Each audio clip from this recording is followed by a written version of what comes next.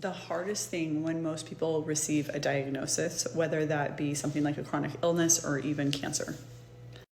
Hi, my name is Shalane Carter. I'm an energy healer and I'm going to school to get my PhD in integrative medicine. So I love everything that where holistic living and health and vitality meets the subtle realms like energy. It's my jam. The hardest thing for most people is once you give people a diagnosis, especially when it's coming from a doctor or somebody that's in power, they are already influencing the biology's response to the diagnosis because they are of power. What they say has a lot of weight and carries a lot of influence into how the person feels. Now, if Joe Schmo or somebody here on TikTok, which is why I could care less about people who disagree with me, if you don't agree, there's a million other places that you're gonna find somebody that agrees with you. But when you have a white coat, when you have letters behind your name, all of a sudden there is this power that's associated with it. And this person that receives the diagnosis, if you say, hey, as a doctor, I'm telling somebody you only have this long to live, you kind of doom them. And there's actually been studies that have been done on basically the as soon as somebody was given a shelf life, how accurate that really was based on just telling them.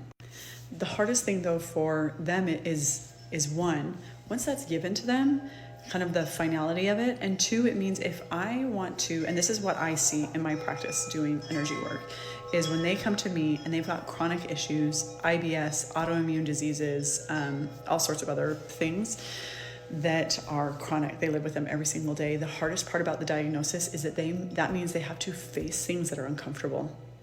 They have to face traumatic situations that they maybe have very little or no recollection of because they buried it in their subconscious. They're going to have to face habitual patterns. In order to have this spontaneous leap and spontaneous healing that people are wanting, like all of a sudden they show up and it's better, it really requires them to jump to a new state of awareness and being, which is really hard because we are programmed, we are conditioned to live a certain way from the time that we are born.